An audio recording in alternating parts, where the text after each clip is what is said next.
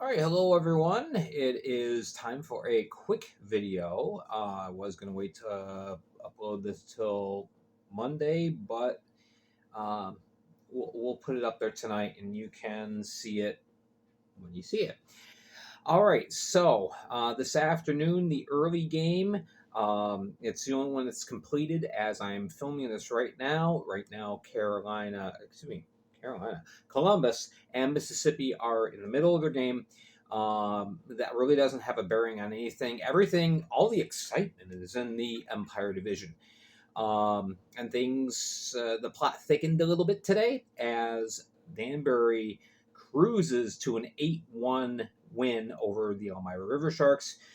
Big bounce back win for Danbury after their game in Binghamton yesterday. So, uh, some interesting fallback we'll talk about in just a bit. But anyway, in this game, Danbury scored early and often. They scored often. Things started off simple enough. It was Johnny Ruiz scoring on a power play goal at 6:22. And then 13:35, David Gaeta scores to tie things up for Elmira. And then that was it. Danbury just bombarded Sam Levechi with rubber today. Crazy. 62 shots on goal. That is not an error. Okay, so after Gaeta's goal, Jacob Ratcliffe scores a 16:06, and then right as the period's about to end, Chase Harwell scores the first of his two. So it's 3-1 at the end of one, and shots were 22-17 in that opening period. Very open ice run and gun game, and then things just dried up totally for Elmira in the second period. And it all kind of got set by one play in particular.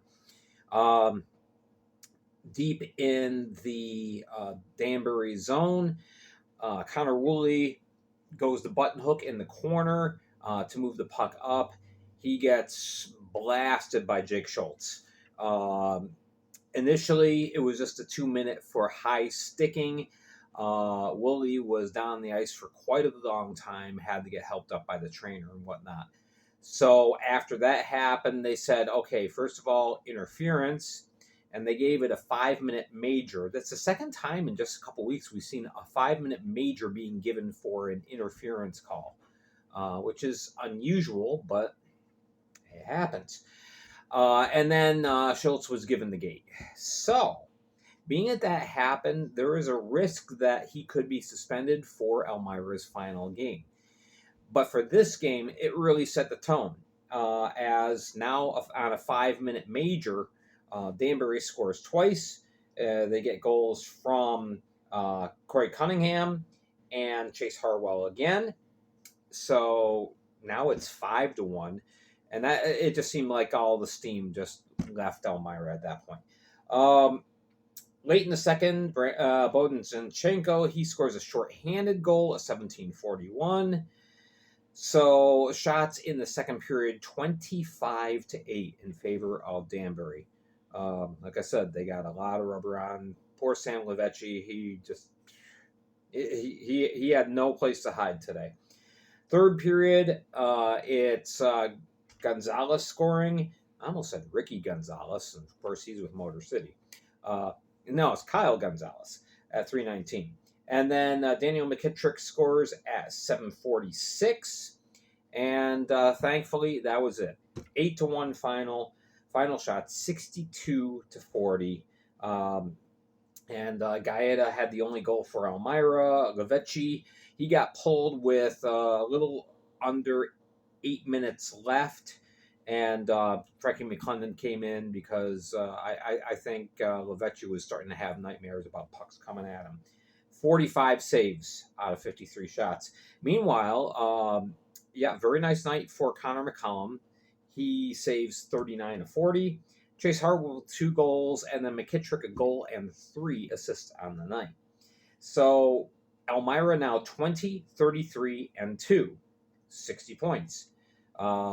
Exactly where they were at the start of today, only with one more loss. Danbury improves to 31, 19, and 5, so they now have 89 points. So the impact of this game on the playoff races in the Empire Division. First, Motor City still has the edge in points, 91 points to 89. I know a question is, well, they both have 31 wins and the same amount of losses. Why is there a point differential? Because Danbury has 9 overtime wins. Remember, those are only 2 points each, compared to Motor City, who has 6. So there's where you get your differential. All right. So Danbury only has the one game left, and that is against. I didn't write it down here. That is against the Binghamton Black Bears. Binghamton Black Bears factor into all 3 teams here. Well, not Motor City, but Motor City plays a head and head, home and home against Port Huron. So basically, they need 2 points to lock up the home ice advantage. Again, these 2 teams are facing each other in the first round. That's already set. Binghamton is still waiting on its opponent. Is it Elmira or is it Watertown? Well, we'll know a little bit more after tonight. Binghamton did encounter some problems today. A bus broke down before they even left the Binghamton Arena. So they had to travel up in cars, and I guess the highway is all jammed up with traffic from people who are in town to see the eclipse tomorrow. So travel was a slow go. So hopefully they get to the rink on time.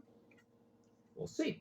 But anyway, Watertown desperately needing a win. Of course, they were able to get by Elmira yesterday to close the gap to within 3 points. So as you see there, Elmira with 60 points, Watertown with 57.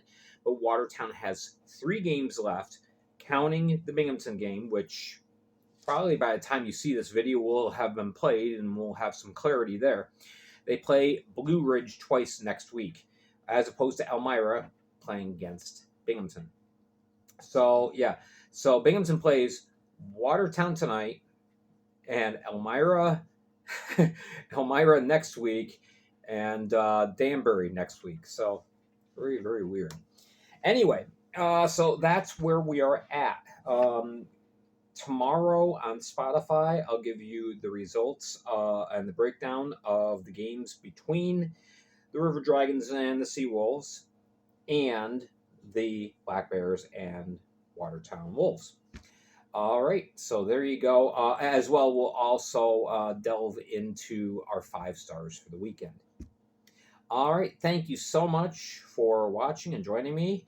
I will post this and leave it up. I will tease it Monday morning, but because as I'm recording this, it's 25 after 6 on Sunday evening.